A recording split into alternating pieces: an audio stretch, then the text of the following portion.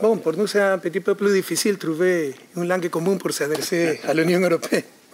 Donc, je vais commencer et finir en espagnol. No? For us, Latin American people, it's a little bit more difficult to find a common language in order to address European Union. So, I will start and I will finish my speech in Spanish. Muchas gracias a nuestros amigos europeos por recibirnos el día de hoy en esta bella capital de Europa, Bruselas.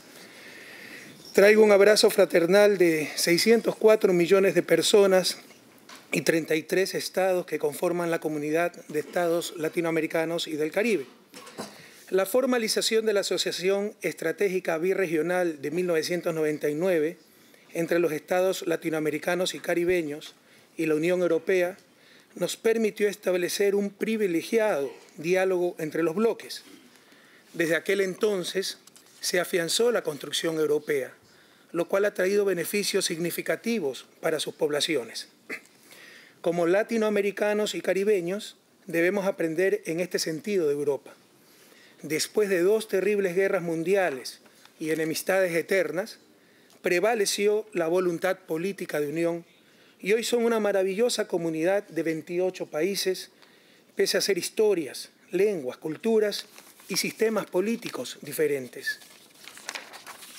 La patria grande, como llamamos a nuestra América Latina unida, también es impostergable.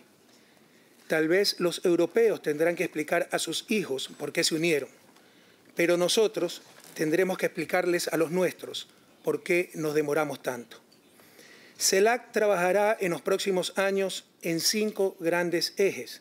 El primer eje, reducir la pobreza extrema y las desigualdades.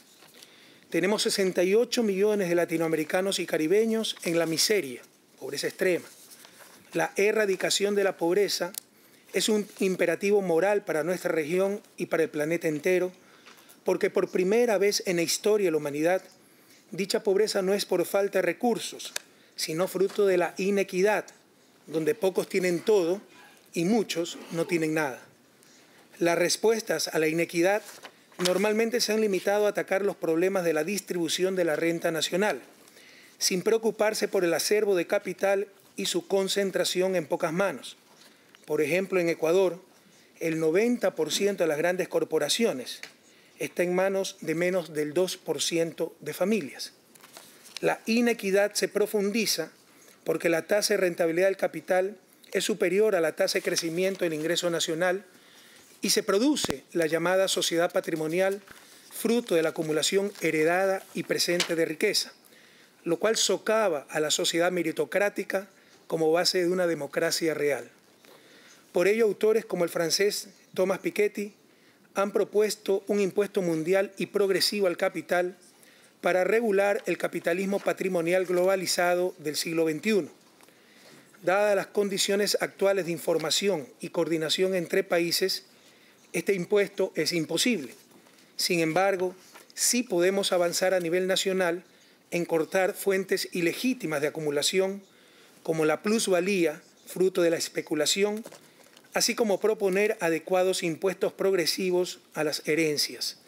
El segundo eje en que trabaja CELAC es educación, ciencia, tecnología e innovación. Creemos firmemente en el poder transformador de la ciencia y la tecnología. Actualmente nuestra región invierte el 0.78% del PIB en investigación y desarrollo.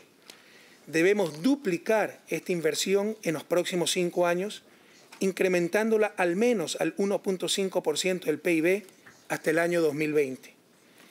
En la etapa de desarrollo en que están los países de América Latina y el Caribe, el tipo de cooperación que requerimos ya no es la escuelita o el camino vecinal, sino la formación de talento humano y transferencia científica y tecnológica.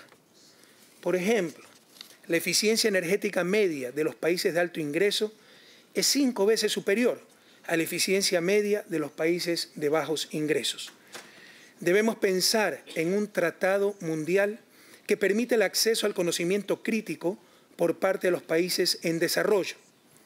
Este conocimiento no se confisca a los inventores, pues debe ser reconocido y compensado por parte de los estados y por parte de una verdadera cooperación para el desarrollo. El tercer eje es medio ambiente y cambio climático. Antes, los países subdesarrollados producíamos materias primas y los países desarrollados producían bienes industriales de alto valor agregado. Esta clásica división del trabajo probablemente ha sido superada, pero ahora los países desarrollados generan conocimiento que privatizan y nuestros países generan bienes ambientales de libre acceso y consumo gratuito. Los grandes contaminadores no firman Kioto, pero en nuestros países hay cárcel si no se paga regalías por un producto patentado. Se cree algunas veces que la generación de bienes ambientales no tiene costo.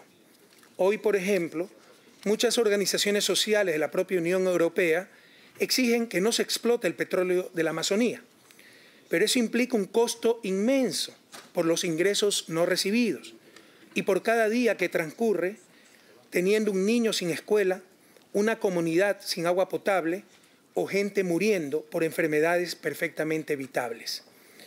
Como manifiesta Álvaro García Linera, vicepresidente boliviano, cito, varias ONGs, organizaciones no gubernamentales, no son realmente dichas organizaciones no gubernamentales, sino organizaciones de otros gobiernos en nuestro territorio y el vehículo de la introducción de un tipo de ambientalismo colonial que relega a los pueblos indígenas al papel de cuidadores del bosque amazónico. Cierro cita.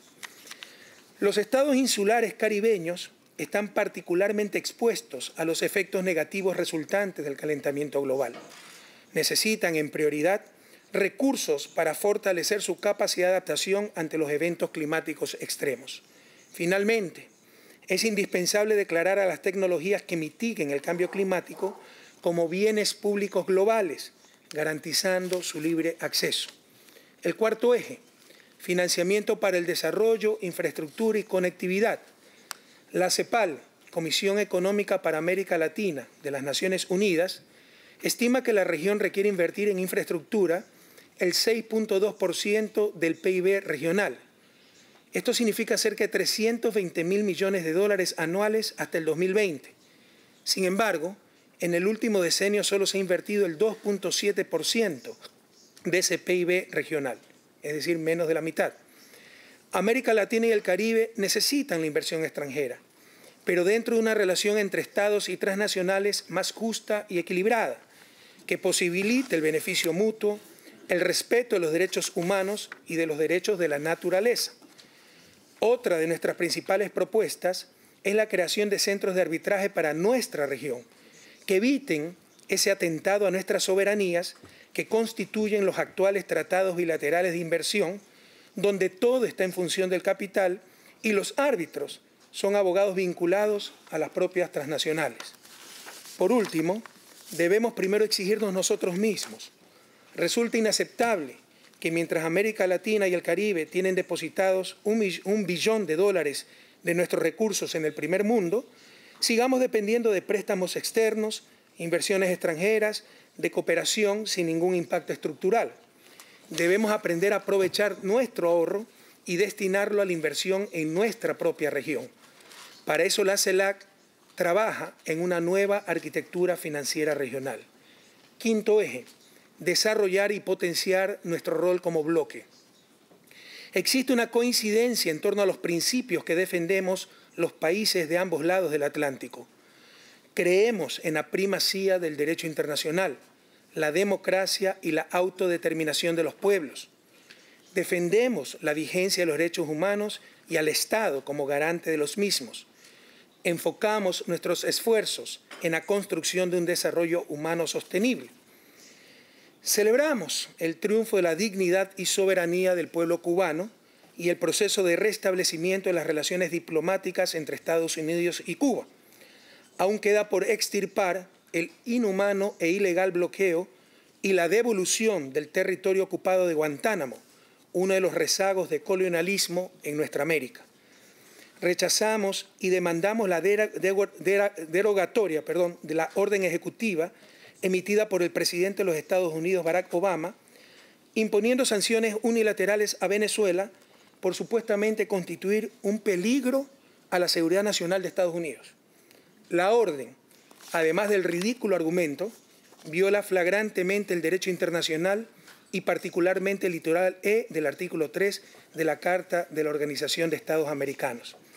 Exigimos que se respete el derecho soberano de los países, como lo ha hecho Argentina, de acordar con sus acreedores soluciones a los problemas de endeudamiento, y consideramos inaceptable que un juez de un condado cualquiera de otro país atropelle con sus decisiones ilegales una decisión soberana de tanta trascendencia.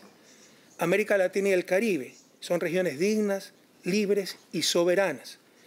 Si compartimos una preocupación por profundizar la vigencia de los derechos humanos, es nuestra obligación moral incluir en nuestras agendas el tratamiento de los problemas relacionados con las poblaciones migrantes. Se prioriza la liberación financiera y de mercancías, pero se criminaliza cada vez más la movilidad humana. Hoy se habla mucho de globalización, pero se trata de una globalización que no busca ciudadanos globales, sino tan solo consumidores globales, que no busca crear una sociedad planetaria, sino tan solo mercados planetarios, y que sin adecuados mecanismos de control y gobernanza, esta globalización puede devastar países. Finalmente, en la próxima conferencia sobre cambio climático en París, debemos exigir la adopción de un acuerdo vinculante basado en el principio de responsabilidades comunes pero diferenciadas. La evidencia indica que el consumo de energía y la generación de emisiones son directamente proporcionales al nivel de ingreso. Un habitante de los países ricos emite 38 veces más CO2 que un habitante de los países pobres. El efecto consumo domina el efecto eficiencia por mejora en tecnologías.